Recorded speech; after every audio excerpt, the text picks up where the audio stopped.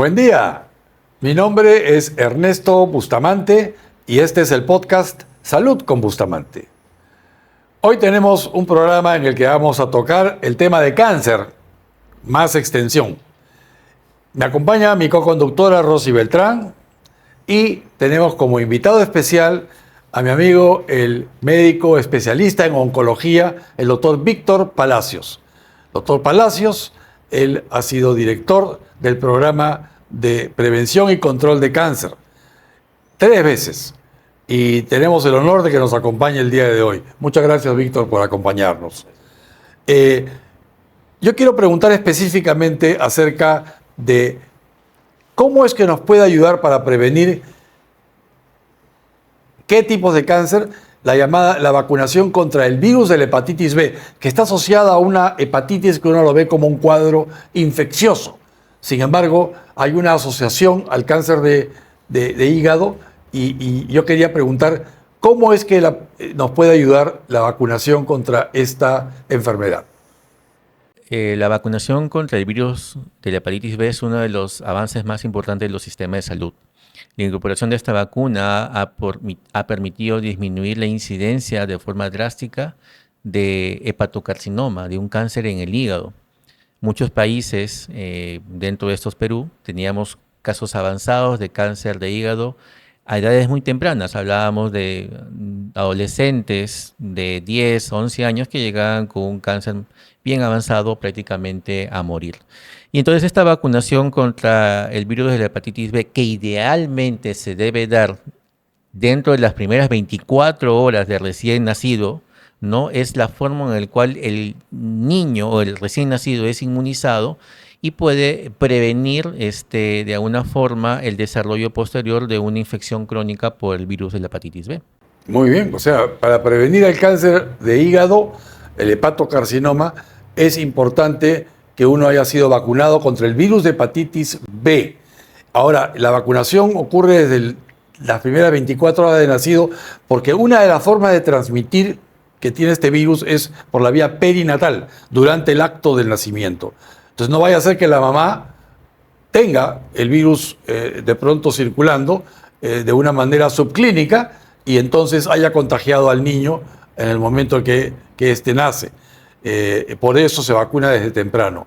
Sin embargo, la vacunación debe ser universal para lo que es hepatitis B para prevenir este tipo de cáncer tan fastidioso. Y es más, la Organización Mundial de la Salud recomienda que las coberturas de vacunación en estas primeras 24 horas sean mayores al 95%.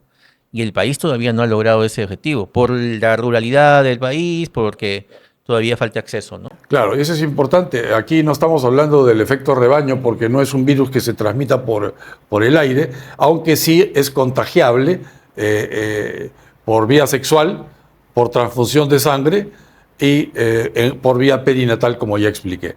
Quería pasar, doctor Palacios, al tema de prevención en general.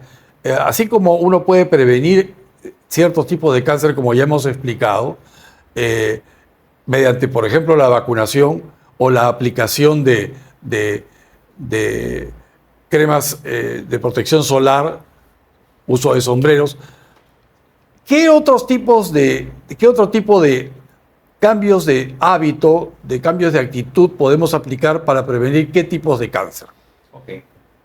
Dentro de los factores de riesgo conductuales de una persona para desarrollar un cáncer, hay principalmente el consumo, los más conocidos, ¿no? El consumo de tabaco, el sobrepeso, la obesidad, el uso de alcohol, el consumo y la baja actividad física dentro de los más importantes, ¿no? Yo creo que si hablamos de tabaco estamos hablando de uno de los principales factores cancerígenos que tenemos, que produce más de 12 tipos de cáncer. Okay, no solo pulmón, entonces. No solo pulmón. Yo tengo una pregunta sobre el tema del tabaco. Últimamente se ha puesto muy de moda el vape, porque la gente dice, no, ya no fumo porque me da cáncer. ¿Qué tan peligroso es el vape respecto al tabaco? Buena pregunta. A ver, estos vapeadores, denominados vapeadores, tienen 2 componentes. El primero, si tiene componente de nicotina, no te olvides que la nicotina es una droga. Y si bien es cierto, en este momento el hijo de un padre le puede dar tu vapeador y tu nicotina, en un futuro esta persona se va a convertir potencialmente en un consumidor de tabaco de combustión. Es decir, que estamos prácticamente pregnizando que este niño, este adolescente, termine siendo un consumidor de tabaco de combustión. Porque se ha hecho adicto a la nicotina. Así es, porque la adicción a la nicotina es tan igual como la adicción a la cocaína. Y lo disfrazan con sabores de pera, con sabor, etcétera de sabores. Es el marketing. Y ese es por un lado. Y por otro lado está el efecto de los vapeadores que no tienen nicotina, que sin embargo, cuando se hace la combustión, estos vapeadores, ¿no? Estos aerosoles que se emiten, producen sustancias que potencialmente también pueden ser cancerígenos. Y que inflaman, ¿no? Inflaman el tracto respiratorio. Entonces, que todavía falta conocer en el tiempo la evolución y en qué medida también se puede desarrollar un cáncer de pulmón. Es decir, todavía no conocemos el impacto real en la salud pública vinculado al cáncer, pero de por sí, en este momento, ya hay estudios que evidencian que produce una inflamación en la vía respiratoria alta y baja. ¿Y el tabaco, Víctor?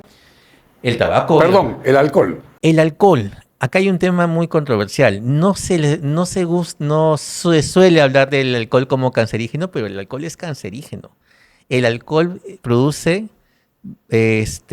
cerca de 12 tipos de cáncer. Se vincula a 12 tipos de cáncer, no solamente al cáncer de hígado, sino también al incremento del cáncer de estómago. Así es, sobre todo del tercio superior del cáncer de estómago. Tercio superior del estómago. Así es. Y muchas veces explicado por los cuadros de reflujo a repetición. Entonces, dos formas de evitar exposición innecesaria a factores de riesgo de cáncer, de estos cánceres de los que estamos hablando, son evitar el uso de tabaco, y eso se puede evitar y se debe evitar de manera absoluta, no al tabaco, y evitar en la medida de lo posible el consumo excesivo de alcohol, aunque claro, dicen que no hay dosis mínima, ¿no? En realidad, toda dosis de alcohol es potencialmente cancerígena, pero socialmente yo creo que se puede empezar manejando indicando que tengamos un cuidado con el consumo mínimo de alcohol, ¿no? Bien. Consulta, en un episodio anterior se mencionaba el hecho de que últimamente están surgiendo más altos índices de los cánceres en general. Esto probablemente también se deba a que como población mundial todos estamos evolucionando a niveles más altos de estrés. ¿Qué tanto implica el estrés para el cáncer? El estrés es un factor importante. En estudios de investigación se ha demostrado que disminuye la inmunidad celular, es decir, tu defensa innata ante la aparición que aparece una célula cancerígena, ¿no? Y que lamentablemente, de alguna forma, la célula cancerígena aprovecha esa disminución de tu inmunidad para poder crecer en tu organismo, ¿no? Y bueno, hay estudios de investigación en el cual, por ejemplo, toman como ejemplo el hecho de que las enfermeras que hacen guardia nocturna tienen mayor riesgo de cáncer de mama, ¿no? Debido a que tienen un estrés continuo durante la guardia. Miren, interesante. El estrés lo que hace es bajar las defensas. Hay otras cosas que bajan las defensas también. Por ejemplo, la edad. Conforme uno envejece, más allá de los 60 años, de las defensas inmunológicas inmunes van a ir bajando. Y eso lo hace a uno más propenso a padecer de tipos de cáncer de los que no padecería cuando era más joven. ¿No? Es así. Ahora tenemos también otros tipos de factores. Otras enfermedades pueden disminuir las defensas. Bueno, el clásico es el virus de inmunodeficiencia humana, el VIH, que termina produciendo ciertos tipos de cáncer poco comunes, como el sarcoma de Kaposi, por ejemplo, que aparecen como consecuencia de la disminución de la inmunidad por infección de este virus. El estrés es un factor considerable, uno puede disminuirlo, pero se requiere de mucho esfuerzo, porque no todo es posible en un mundo tan activo como el que tenemos. Disminuir el estrés sería lo ideal, pero yo creo que el estrés es parte de la vida moderna. Yo quería hacer una pregunta final sobre el tema de cáncer al pulmón. Hemos hablado del tabaco como factor que predispone a un buen número de tipos de cáncer de pulmón, pero existen otros tipos de cáncer de pulmón que son menos que no son producidos por tabaco y que más bien son producidos por lo que se llama el gas radón, que es un gas radioactivo. Y quería preguntarle al doctor Palacios, ¿qué podemos saber acerca de cáncer al pulmón producido por gas radón? Correcto. En el Perú se habló mucho que el cáncer es muy particular y la presentación del cáncer del pulmón, lamentablemente, más del 90% de los casos en estadios avanzados, ¿no? Y no es que tengamos una proporción muy alta de tabaquismo, como lo vive Asia o lo vive Europa, ¿no?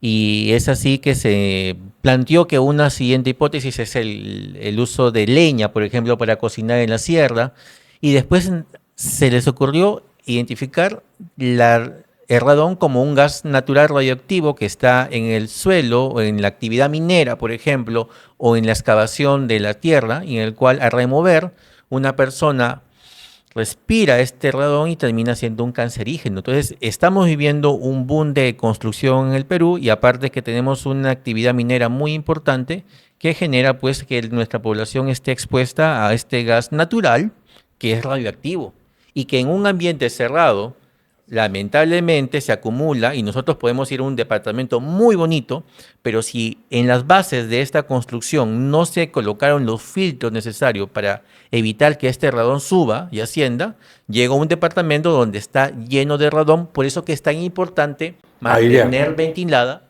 la casa o el departamento, porque ahí se acumula el radón. Lamentablemente en el Perú, en las casas no tenemos la costumbre de tener un detector, ¿no?, de la cantidad de radón que existe que tengamos, ¿no? Se estima que hasta el 13-15% de los casos de cáncer al pulmón son producidos por la radiación que produzca el radón. El radón es un gas que uno lo inhala, entonces lo está llevando al circuito pulmonar y este gas radón va a emitir radiación que va a hacer daño a las células, y si tenemos en ese momento una debilidad inmune, lo que va a ocurrir es nos va a provocar precisamente un cáncer de pulmón que no queremos. Ahora es importante aquí destacar, el radón es un gas, en efecto, pero el radón es un compuesto, un elemento radioactivo que proviene de la descomposición radioactiva de otras sustancias como el uranio, por ejemplo. ¿Y dónde hay uranio en el Perú? En el sur, en Puno, por ejemplo. Puno es un territorio rico en litio, que no es radioactivo, pero también rico en uranio. Y entonces, claro, en un lugar rico en uranio vamos a tener nosotros gran afluencia de radón, porque es consecuencia de la descomposición radioactiva, vamos a decir, del uranio. Y ese radón está incorporado como dijo el doctor Palacios, en el polvo de las casas, en el material de construcción. Y si estas casas no son aireadas adecuadamente, lo que va a ocurrir es que ese radón se acumula como gas y por tanto, viviendo allí, uno va a tener mucho mayores probabilidades de inhalarlo, y al inhalarlo, mucho mayores probabilidades de, si es susceptible a ese tipo de cáncer, sufrirlo. Y ojo, hablamos del 13-15% de los cánceres de pulmón, esto a nivel mundial. Hay zonas en España, por ejemplo, que las que están desde el norte hasta el sur, pero en la zona central de España, que son muy ricas en radón. En cambio, las que están próximas a Portugal o próximas a Francia, hablando del territorio español, son muy pobres en radón. Y esto es consecuencia de la contextura del terreno. Lo mismo pasa en Perú, pero yo creo que en Perú no está mapeado el radón, no está mapeado. Y eso hay que hacer a nivel de salud pública. Tenemos que saber si vivimos en una zona que es susceptible de envenenarnos lentamente con un gas que produce cáncer al pulmón. Y eso está en la construcción, está en las paredes de las casas. Por eso, una manera práctica de poder evitarlo, como explicó el doctor Palacios, es acostumbrarnos a ventilar los hogares. Abrimos las ventanas, abrimos las puertas para que se ventile el hogar. Estas casas cerradas, tendremos frío, no importa, abrimos la ventana, se ventila el hogar y luego lo podemos cerrar para calentarnos un poquito. Así ayudaremos a prevenir el cáncer de pulmón por radón. Y claro, eventualmente nuestras reglas de construcción tendrán que cambiar y tendrán que detectarse si es que el terreno en el que está construido el hogar, el edificio, la casa, es un terreno rico en radón, porque si lo es, habrá que publicitar eso, esa casa va a valer menos, porque los que vivan ahí van a tener mayores chances de enfermar de cáncer al pulmón, nada menos. Un cáncer que distinto, un tipo de cáncer a pulmón distinto del cáncer producido por exposición al tabaco. Bien, con esto yo quiero cerrar este episodio del podcast Salud con Bustamante. Quiero agradecer la presencia de nuestro especial invitado, el doctor Víctor Palacios, médico oncólogo, quien nos ha ilustrado sobre muchos temas relacionados con cáncer. Y para esto los quiero invitar a sintonizar el siguiente episodio. Para ello, muy fácil, solo tienen que marcar suscribir en el botón correspondiente en la pantalla. Muchas gracias por su gentil atención. Que tengan buen día.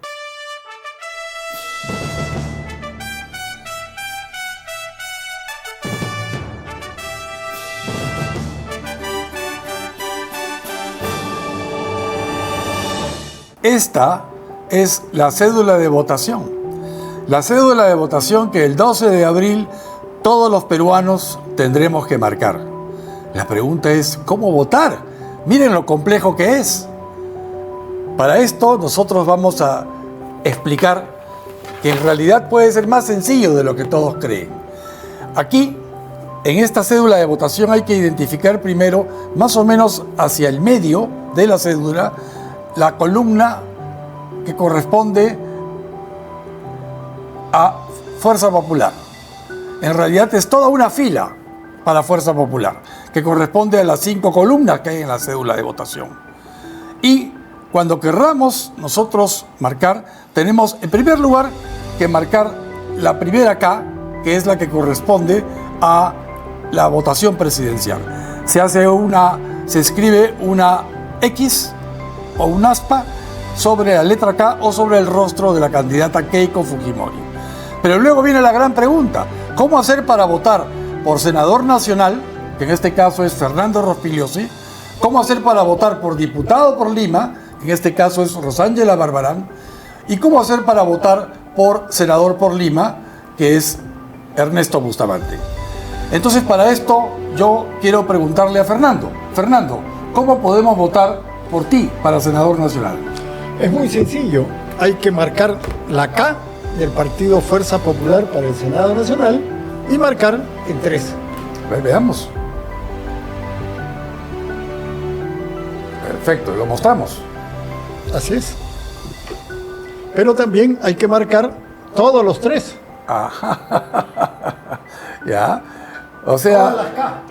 O sea, no hay que complicarse. Marcamos todo 3. Toda la K de Fuerza Popular y todos los 3. Es muy sencillo.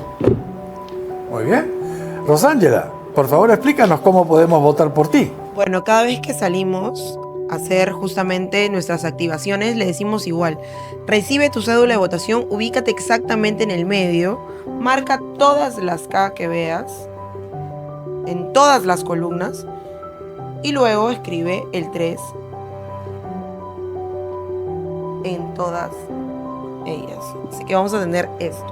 Marcas todas las K y escribes el 3 en donde veas un cuadrado. Cuadrado que veas, en uno de ellos pones el 3. Con eso creo que quedamos súper bien, y sobre todo para que la gente entienda la importancia de este bloque, ¿no? Fernando como senador nacional para la contención, Ernesto para senador regional y en mi caso para diputada, y toda la Cámara va a estar súper representada. Perfecto. Entonces, a ver, déjeme ver si aprendí. A ver. Vamos a votar por Keiko. Muy bien. Para eso marco la K en la parte izquierda. Luego vamos a votar por Fernando. Aquí pongo el número 3. Luego voy a votar por Rosángela. Marco el 3 en diputados. Voy a votar por mí y pongo el 3 en senador por Lima. Y marcas la K en todos. La K en todos, además, es importante. No solo escribir el número.